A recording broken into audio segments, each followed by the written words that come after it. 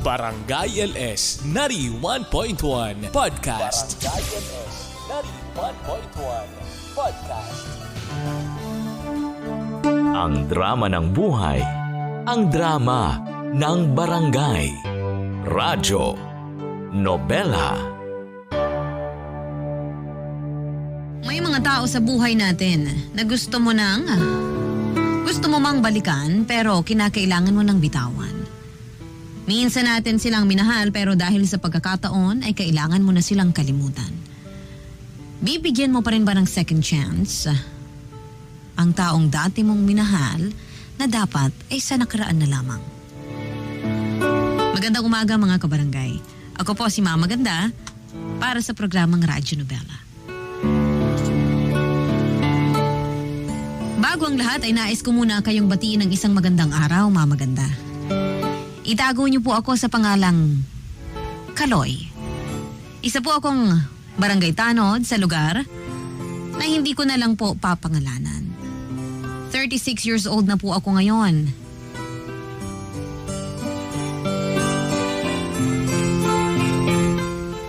At napatotohanan ko po ang kasabihang nasa huli ang pagsisisi. Ang ibabahagi ko pong kwento sa inyo ay tungkol sa kung papaano ako umibig. Nasaktan, nagkasala at natuto.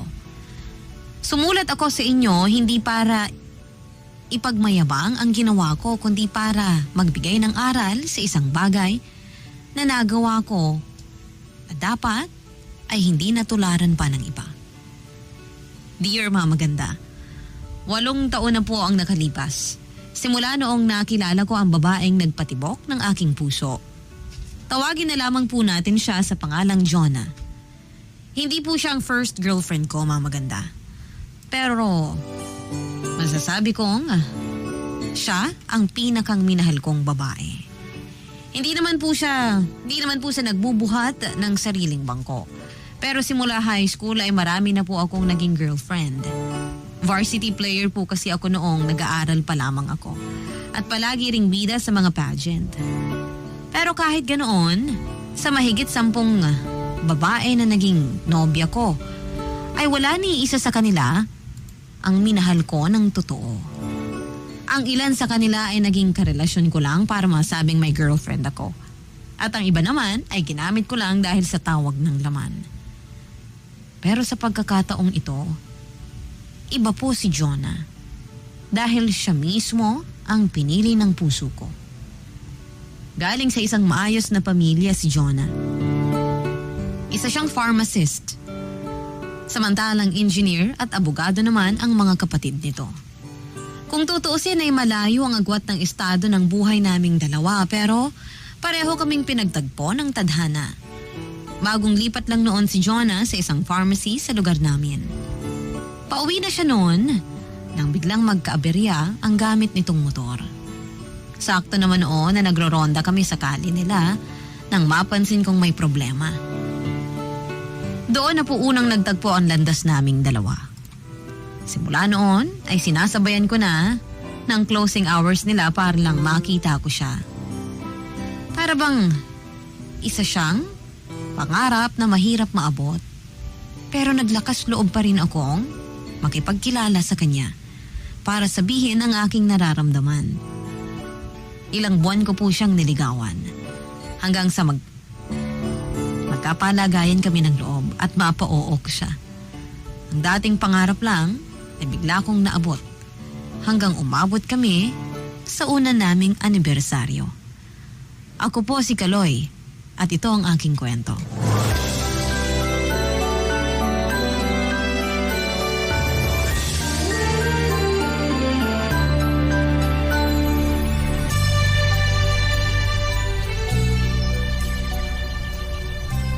Grabe!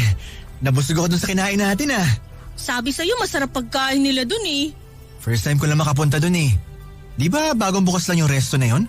Oo, bagong negosyo ng pamilya ng kaibigan ko. Jonah, salamat ah. Hayaan mo kapag sumahod ako naman lilibre sa'yo. Wala yun, 2014 na. Hindi na uso yung lalaki ang nagbabayad sa date.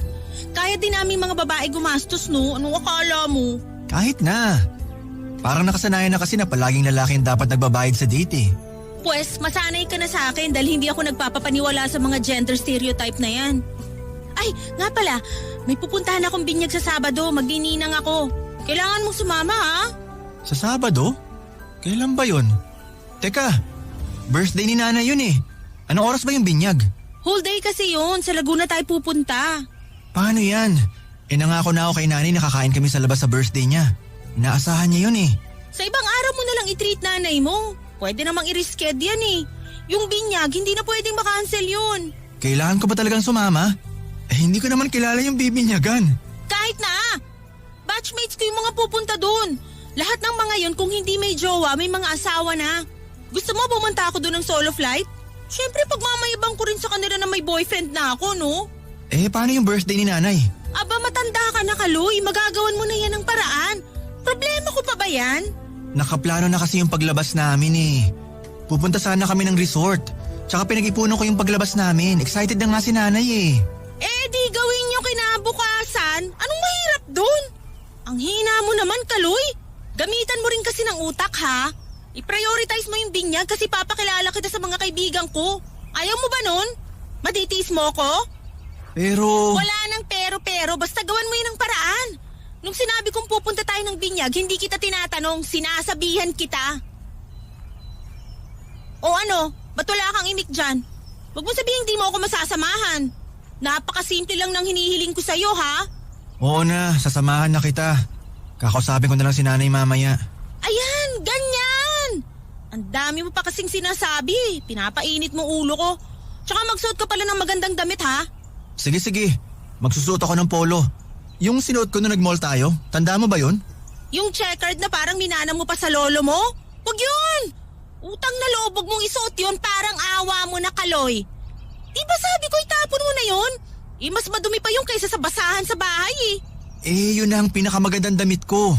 Hayaan mo, bibili tayo ng isusuot mo bukas. Magkano lang naman ang polo eh. Subukan mo kasing mag-ayos-ayos minsan. Mag-invest ka sa mga damit at accessories para namang gwapo ka tingnan. Hindi ko na iniisip ang mga yan. Ang importante sa akin may makain kami sa bahay. Wala na akong pakialam kung ano pang sasabihin ng ibang tao. Bakit? Sila ba nagpapakain sa akin? Hindi naman eh. Pwes ako, may pake. Bilang ako ang girlfriend mo, parang nire-represent mo na rin ako. Ano na lang sasabihin nila kapag nakita ka ng mga kakilala ko? Ay nako, ayoko madaot, Kaloy ha? Kaya umayos ka.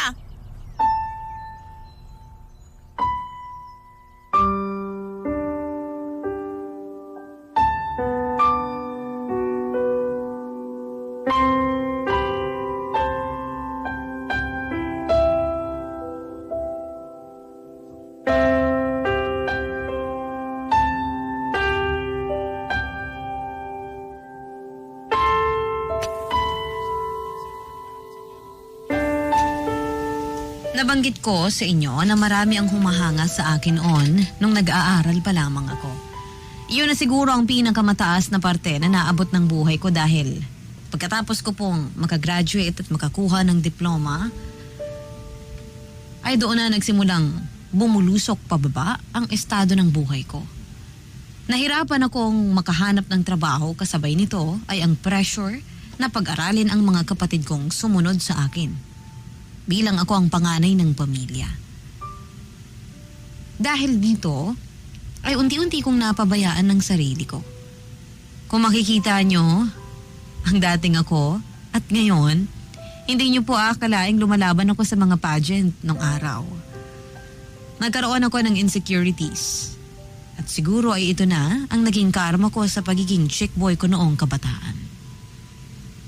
Kaya nga po malaki ang pasasalamat ko na nahulog din ang loob ni Jonah sa akin sa kabila ng aking estado. Para kaming mga bida sa teleserye kung saan ang isa ay may kaya, samantalang ang isa naman ay mula sa mahirap na pamilya. Magkaibang mundo, mamaganda. Pero pinag-isa ang tibok ng puso. Matapang na tao si Jonah. Walang preno ang bibig nito kung maka-real talk sa mga tao. Wala siyang pakialam kung masaktan man ang taong kausap niya. Basta ang mahalaga ay mailabas niya kung ano ang nasa isip niya. Noong una ay gustong gusto ko ang ugali niyang yon, pero sa pagtagal ng pagsasama namin, bilang magkasintahan ay unti-unti kong napagtanto na ang ugali niyang ito ang siya nang sumisira sa aming relasyon. Dumating nga po sa puntong hindi na siya tumatanggap ng sagot na hindi mula sa akin. Lahat ng gusto niya ay dapat sinusunod ko. Lahat ng gusto kong gawin ay kailangan ipaalam sa kanya. Tinanggap ko ang lahat ng yon dahil mahal ko siya, pero minsan dumarating din ang tao sa puntong nahihirapan ng huminga dahil sa pananakal ng iba. Umabot kami ng 2 taon na naging under ako sa kanya. Hanggang sa dumating ang araw na naubos na ang PC ko at naisipan ko nang kumalas sa relasyon na meron kami.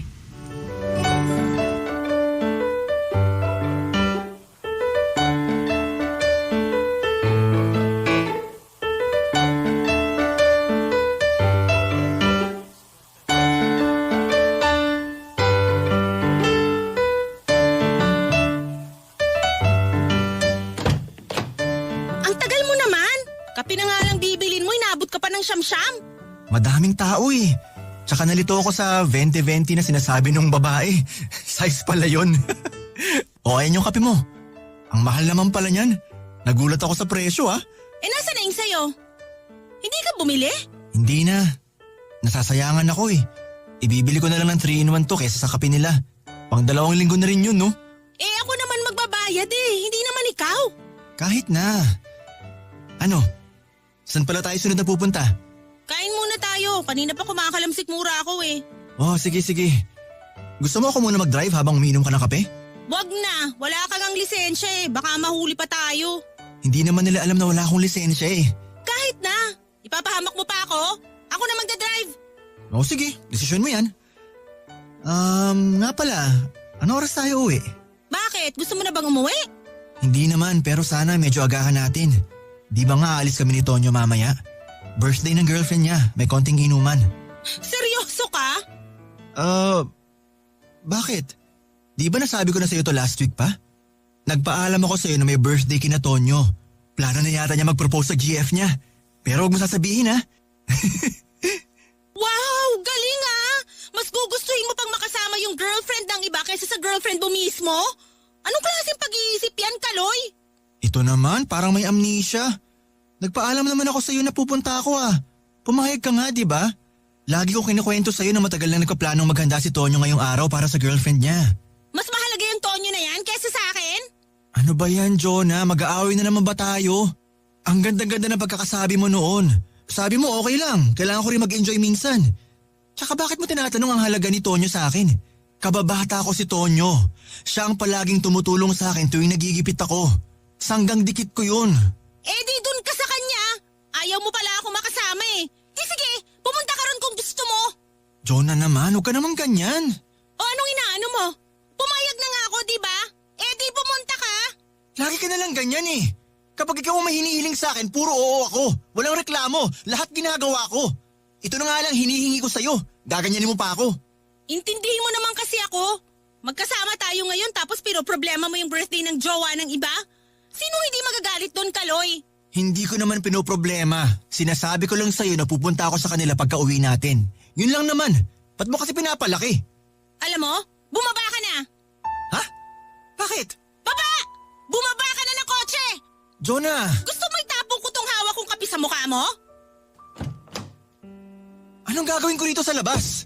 Mag-commute ka na lang pauwi. Total, uwing-uwi ka na, di ba? Sinira mo na araw ko. Iiwan mo ka mag-isa rito sa Tagaytay? Hindi ko alam tong lugar na to. Hindi ko alam kung saan nasakayan.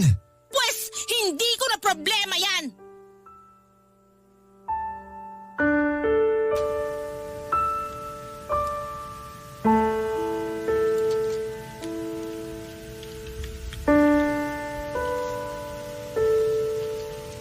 Bago pa man ako iwan ni John na mag-isa sa Tagaytay, ay halos araw-araw na kami noon kung mag-away. Ganun po ang eksena namin, Mama Ganda. Katulad na lang noong nahuli ako ng dating para Para sa aming date ni Jonah, grabe ang gulong nangyari.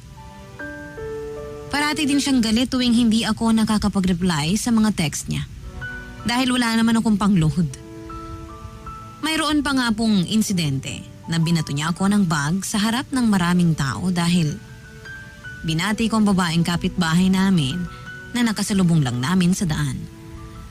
Ang pinakamasaklap, sigurong nangyari sa amin ay hindi ko siya napuntahan sa birthday niya dahil nakatulog ako sa sobrang pagod. Nagpunta siya sa bahay naming lasing at harap-harapang nagwala. Sa harap mismo ng nanay ko. Sinubukan ko naman siyang intindihin. Pero ng mga panahong yun ay hindi na talaga magandang inuugali ni Jonah. Sa halip na mag-enjoy at maging masaya ako sa buhay dahil mayroon akong nobya na minamahal kong tunay, ay kabaligtaran naman ang ibinigay nito sa akin. Mas lalo lang akong na-stress at napagod. Nadagdagan ang pressure ko sa buhay. Hindi ko na magawa ang gusto ko. Ang gusto ng puso ko o ang sinasabi ng isipan ko. Maging ang mga tao na nasa paligid ko ay nagsasabing iwan ko na daw si Jonah dahil hindi na maganda ang takbo ng relasyon naming dalawa. Sa ginawa niya sa akin sa Tagaytay, ay doon na po ako nakapagdesisyon. Nagdesisyon po ako na tapusin na lang ang 2 taong relasyon na pilit naming inalagaan. Mahirap maganda. Kapag sa 2 tao, iisa lang ang laging nagpapaubaya.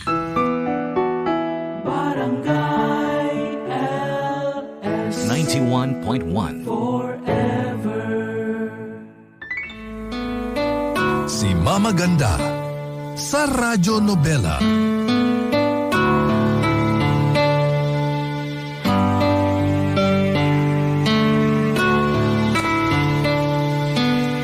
Matapos kong makipaghiwalay kay Jonah ay sinubukan pa niya akong habulin. Nangako siyang magbabago na siya at hindi na gagawin ulit ang mga ginawa niya sa akin. Pero ng panahong yon ay desidido na talaga ako. Ayoko nang ipagpatuloy pa ang kung anumang relasyon namin ni Jonah. Nakakawala po ng respeto. Ang paulit-ulit niyang pag-asal ng mga ugaling sumisira po sa aming relasyon. Mabilis na dumaan ang 2 taon. Pareho na kami noong nakakapag-move on mula sa isa't isa ni Jonah. Sa katunayan nga po, sa loob ng 2 taon na yon ay hindi na kami nagkaroon ng anumang ugnayan o koneksyon. Dahil pagkatapos naming maghiwalay, nagtrabaho sa abroad si Jonah. Ipinagpatuloy ko ang buhay ko na naging maginhawa simula noong naging single ako. Kahit isang kahig isang tuka lang ang buhay ko noon ay masaya ako na naibibigay ko pa rin ang pangangailangan ng nanay at mga kapatid ko. Hindi ko po sinubukang maghanap ng babaeng ipapalit kay Jonah. Kusa na po itong dumating nang magbukas ng sariling boarding house ang kapitbahay namin. Isang teacher ang umupa sa kanila na tawagin na lamang po natin sa pangalang Alisa. Isa po siyang high school teacher na mas matanda ng 2 taon kaysa sa akin. Noong una ay tahimik lang at may pagkamahiyain po si Alisa. Malimit lang siya kung makipag-usap sa mga tao sa paligid niya. At sa kanilang boarding house at eskwela lang palagi, umiikot ang kanyang buong araw. Ako ang unang nakipagkilala sa kanya. At ako ang unang naging kaibigan niya sa lugar namin. Sa loob ng 1 taon, ay nagkaroon kami ng malalim na ugnayang 2. Pero bigla na lamang dumating ang araw na bigla na lamang po niya akong iniiwasan.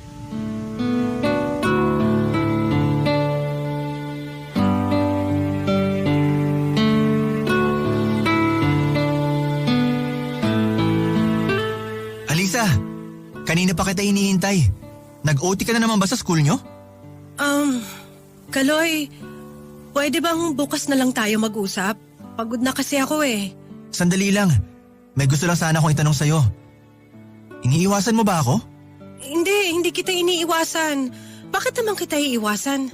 Pero bakit pakiramdam ko nitong mga nakarang araw? Parang ilap mo na sa akin. Lagi ka na lang nagmamadali. Lagi kang busy. Lagi kang pagod. Kasi lagi akong busy, lagi rin akong pagod. Kaloy, marami akong paperworks ngayon. Sana maintindihan mo ako.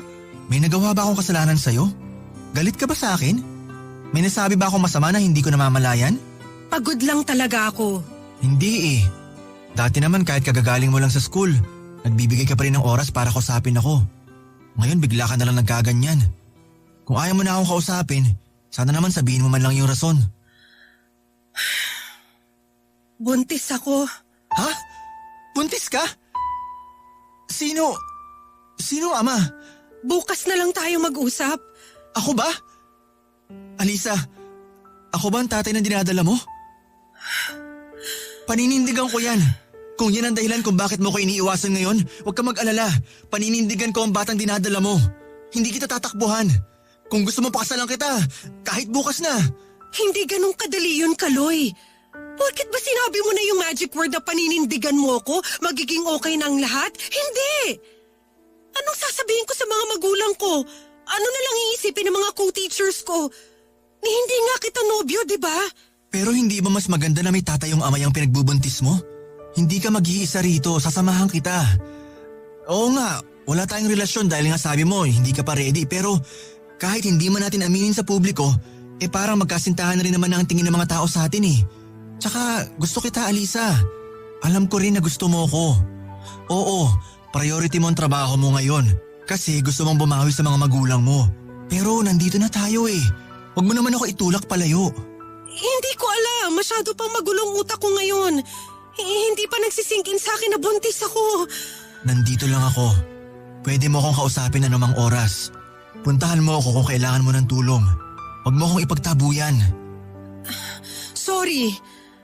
Pasensya na kung iniiwasan kita nitong mga nakaraang araw.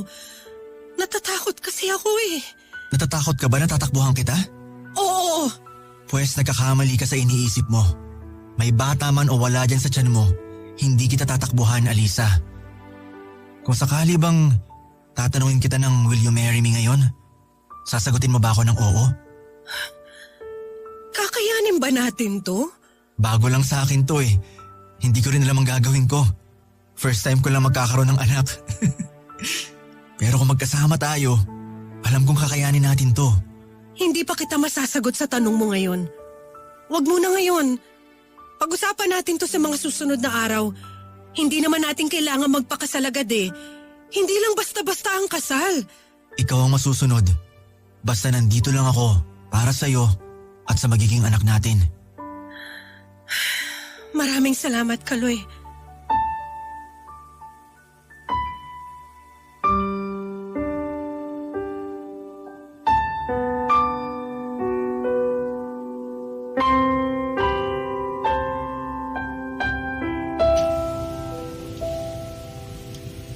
Hindi ko naman tinakbuhan ang dinadalang bata ni Alisa.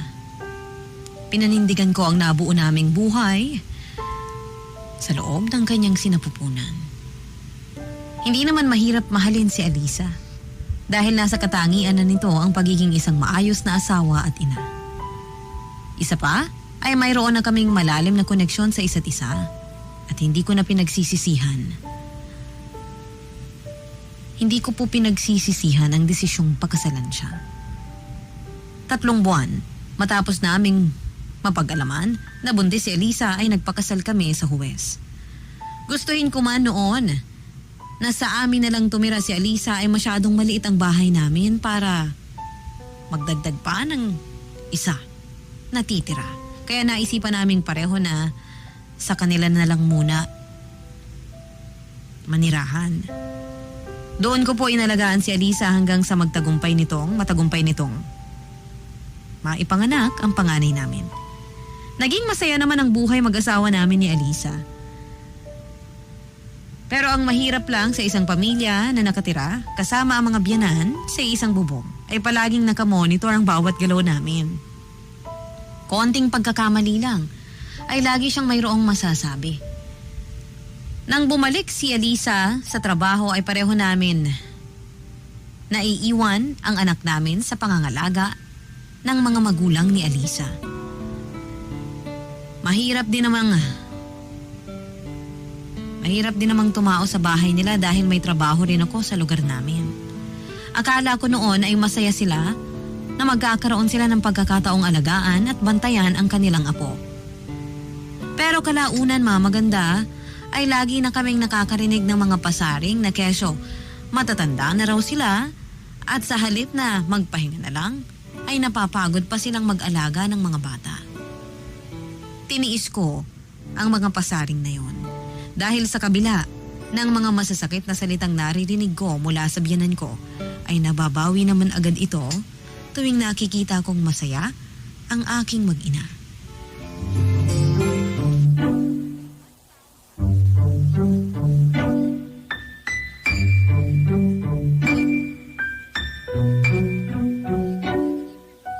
Bising-busy ang asawa ko Pakis nga.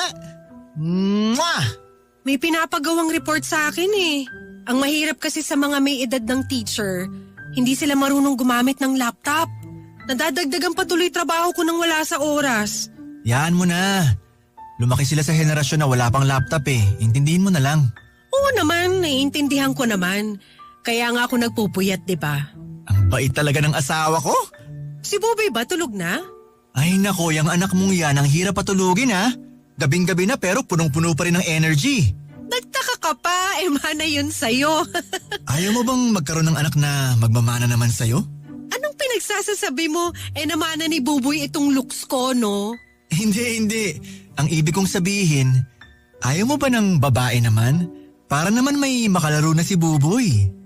Tigil-tigilan mo ko, Kaloy, At marami pa akong kailangan tapusin dito. Lumalaki na rin kasi si Buboy. Parang kailangan na niya ng kalaro.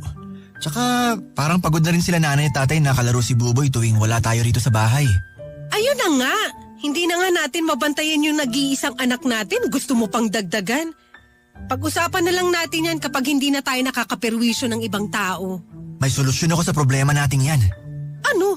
Lumipat tayo sa amin. Saan naman tayo lulugar dun? Masikip na nga ang bahay nyo, dadagdag pa tayo.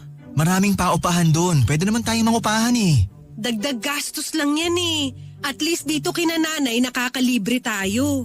Parang ganun din lang naman. Kwentahin mo kung gaano kalaki nagagastos natin sa biyahe, papunta sa school nyo, tsaka sa trabaho ko.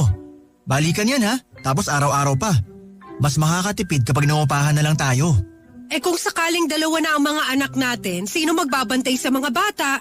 Nanay ko, gustong-gusto nang mag-alaga ng bata. Hindi ka pa makakarinig ng reklamo. Ewan ko. Pero tingin mo, hindi pa ba oras para bumukod na tayo? Bubukod tayo kapag may sapat na tayong pera. Sa ngayon, wala pa tayong ipon Hayaan mo, pag-ipunan natin yan. Mabalik tayo sa magiging kapatid ni Buboy. Ay naku, Kaloy Miss na kita Miss mo mukha mo. Matulog ka na rin. Susunod na ako mamaya. Malapit ko nang matapos to. Maliligo na ba ako? Itulog mo na lang yan. Pagod ako, wala na akong lakas para dyan. Sige na nga, kiss mo na lang ako. Halika rito. Basta kiss lang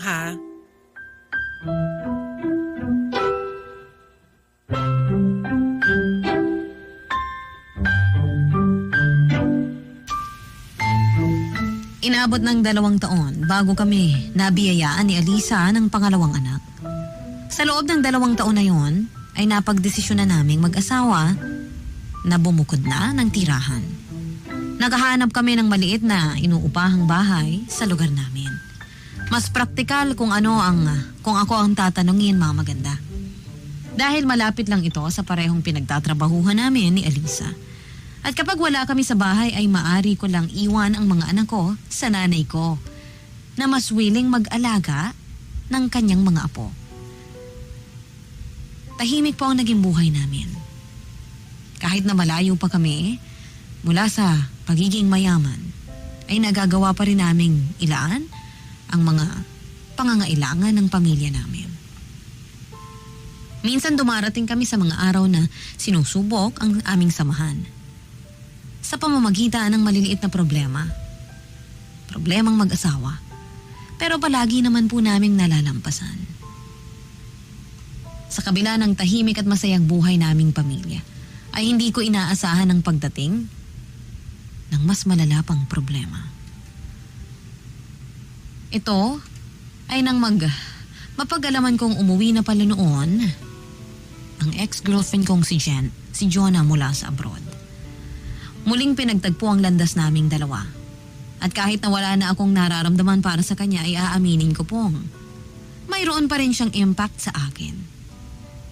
Dahil dito ay isang bagay ang hindi ko maiwasang gawin. Ito ay ang pabalikin sa buhay ko ang babaeng dati kong minahal na si Jonah.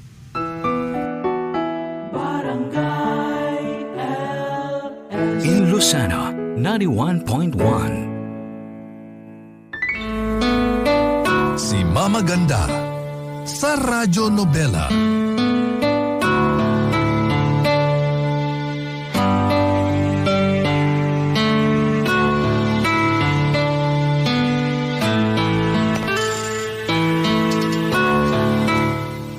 Halos 5 taon din nawala po akong balita kay Jonah. Pero noong una ko ulit siyang makita nang minsang magkasabay kami sa isang sari-sari store, ay parang wala siyang pinagbago, Mama Ganda. Maliban sa pagputi ng balat nito, ay ganun na ganun pa rin ang hitsura. Ganun na ganun pa rin ang ganda ni Jonah. Noong huli ko siyang makita, kitang-kita ko, Mama Ganda, na hindi talaga siya tumanda. Hindi tulad ko na ang laki ng pinagbago simula nang magkaroon ng pamilya. Maayos ang naging pagkikita namin ni Jonah. Kahit na hindi gaanong maganda ang hiwalayan namin noon. Nagkumustahan kami na parang magkaibigan. Nagkaroon pala siya ng live-in partner sa abroad pero hindi rin sila nagtagal. Umalis siya ng Pilipinas nang mag-isa. Pero nang bumalik ay may kasama na siyang bata, ang panganay niyang anak. Walang kaalam-alam si Alisa sa naging koneksyon naming dalawa ni Jonah at hindi ko na rin ito ipinaalam sa kanya. Muli kong tinanggap sa buhay ko si Jonah bilang isang kaibigan. Yon ang sinabi ko sa aking sarili.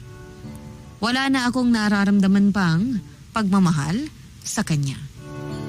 Kaya malakas ang loob kong makipagbalikan sa kanya. At sa tingin ko ay ganoon din ang nararamdaman nito sa akin. Iyon ang inakala ko. Dahil sa muling paglapit namin sa isa't isa, malalaman kong higit pa pala sa kaibigan ang mararamdaman kong muli kay Jonah.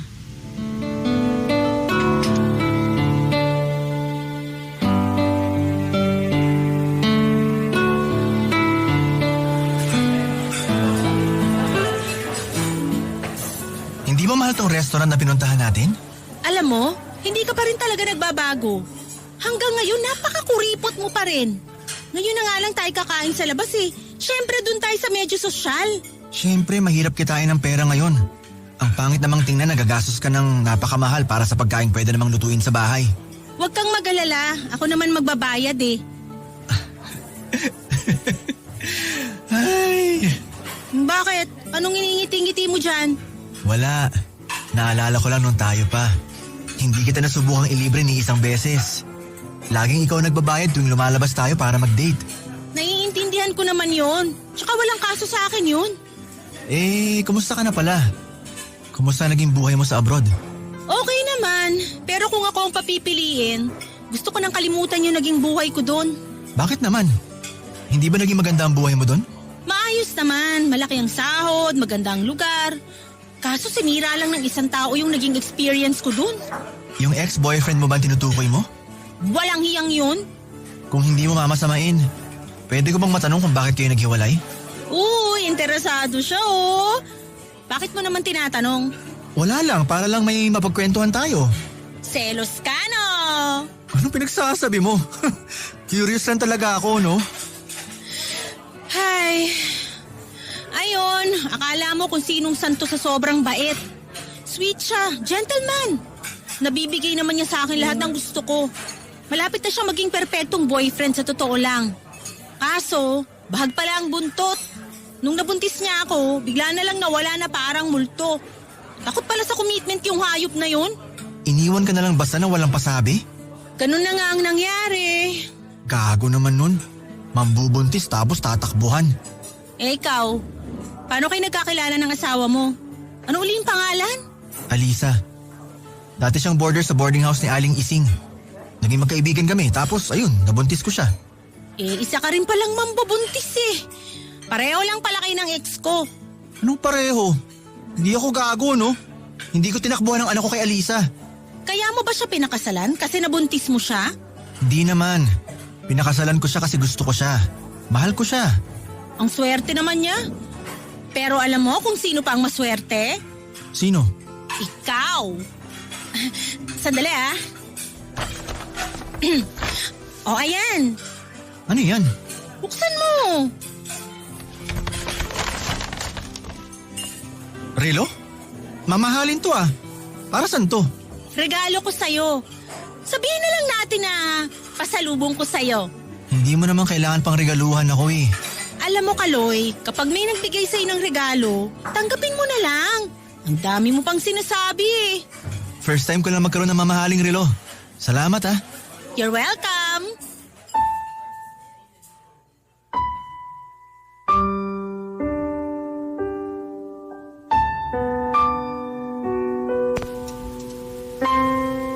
Nang mga panahong yon, mga maganda, napansin kong may gusto pa rin sa akin si Jonah.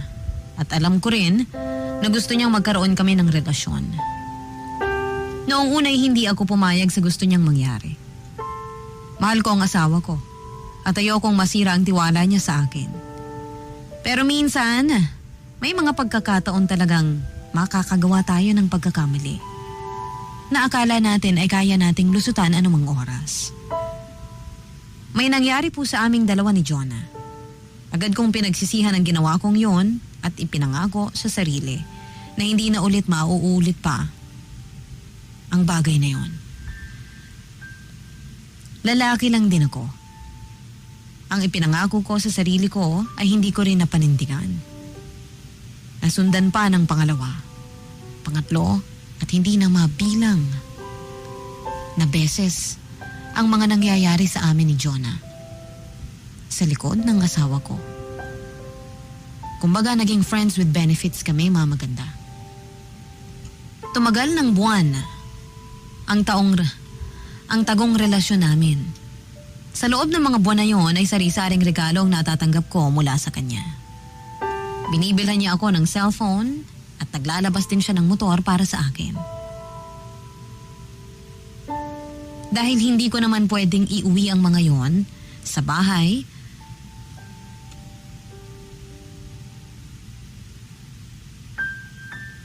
ipinapatago ko po ito sa kaibigan ko. Magsisinungaling ako kung sasabihin kong hindi ko nagugustuhan ang ginagawa ko noon. Ginusto ko ang nangyari kahit alam kong mali. Kaya siguro mabilis din ang naging pagbalik ng karma sa akin. Dahil sa mga sumunod na buwan, ay para bang naulit ang nakaraan. Unti-unting lumabas ang dating ugali ni Jonah. Bumalik ang pagiging silosa at possessive nito na daig pa ang legal na asawa ko.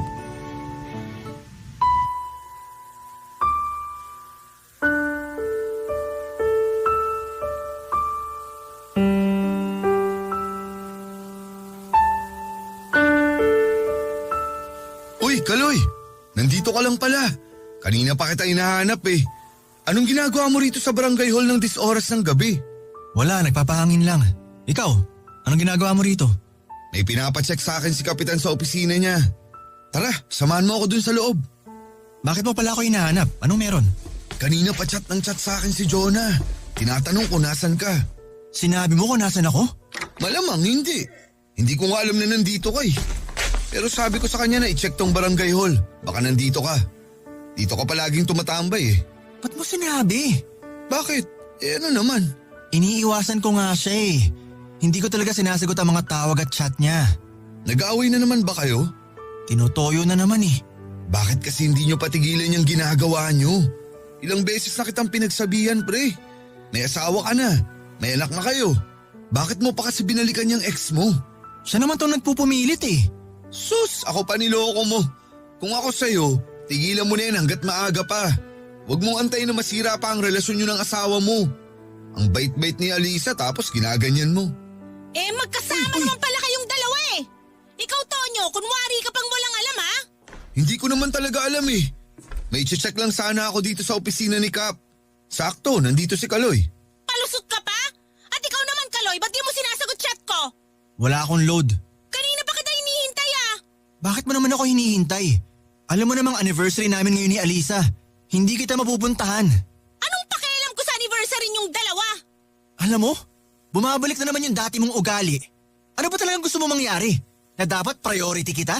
Hindi mangyayari yun, Jonah. Kahit anong gawin mo, masuunahin kong asawa ko kaysa sa'yo. Hindi mo ako priority. Kung gawin ko to. Uy! Jonah, ano ba? Parang gago naman eh. Wala! So ano, pinapasa mo lang ako? Ha? Ito ba gusto mong mangyari? Ha? Oh, Jonah! Tama na! Ano ba?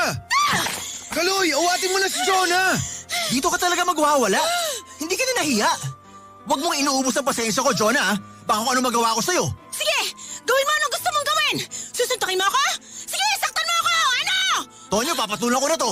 Patulan mo? Ang tagal naman, puro ka lang salita eh. Gusto mo doon tayo sa harap ng asawa mo mag-away? Pupuntahan ko siya ngayon. Huwag mong dinadamay dito si Alisa. Sige, iwasan mo ba ako? Sasabihin ko lahat sa asawa mo ang ginagawa natin. Sinabi na huwag mong dinadamay dito ang asawa ko. Bitawan mo si Jonah! Umayos nga kayong dalawa! Para kayong mga gago! Animal ka! Napakagago mong tarantado ka! Umuwi ka na, Kaloy! Ako nang bahala rito! Parang awaan nyo na! Huwag na kayong gumawa ng kumusyon! Huwag mo akong tinatakot, Jonah. Hindi lang yan ang gagawin ko sa'yo kapag dinamay mong pamilya ko. Huwag mo akong subukang Lesica. Mapapatay talaga kita! Sige na, pre! Tama na yan! Umuwi ka na, Kaloy!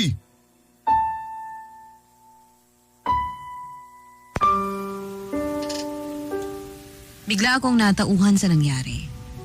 Tunay nga ang may mga taong kahit ilang taon na ang lumipas, kahit anong karanasan ang pinagdaanan. Mahirap magbago. Mahirap para sa kanilang alisin o palitan ang pangit na ugaling meron sila. Para akong biglang nauntog sa pader at napagtanto ko kung gaano kalala ang ginawa kong kasalanan sa misis ko. Doon din ay ibinalik ko na ang lahat ng mga bagay na ibinigay sa akin ni Jonah. Mula sa cellphone, motor, helmet, at maging relo na isinusuot ko lang tuwing nasa labas ako para hindi ako mabuko ni Alisa. Simula nung gabing yon ay tinapos ko na ang lahat ng koneksyon ko mula kay Jonah. Kailanman ay sisiguraduhin kong hindi na siya makakalapit sa akin at sa pamilya ko.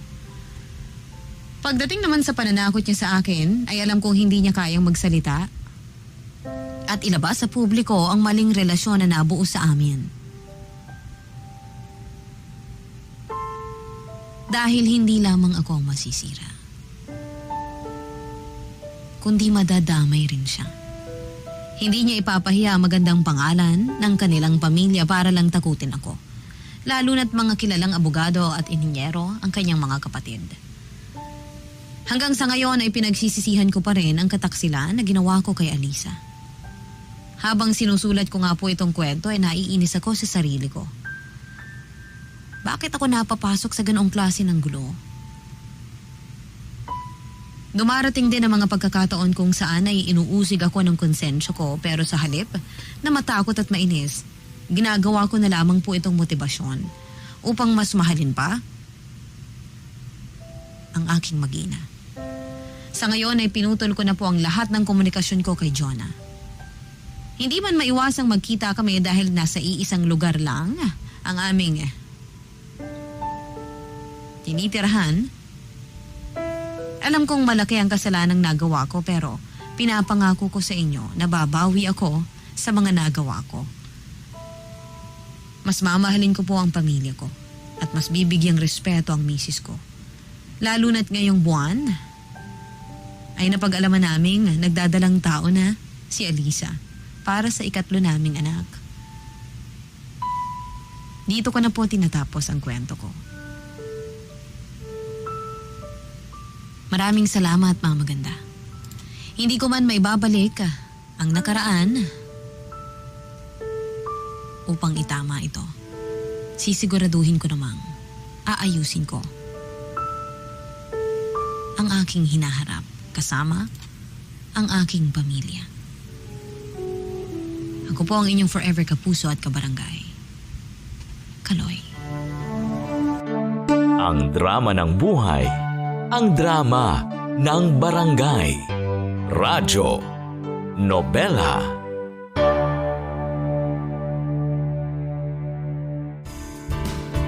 Hello mga kabarangay! Nagustuhan mo ba ang itinampok na kwento natin ngayon? Huwag kakalimutan na i-follow ang Barangay LS Nari 1.1 Podcast at ang iba pa naming social media accounts. Huwag din kakalimutan ang pakikinig sa Barangay LS Nari 1.1 Forever!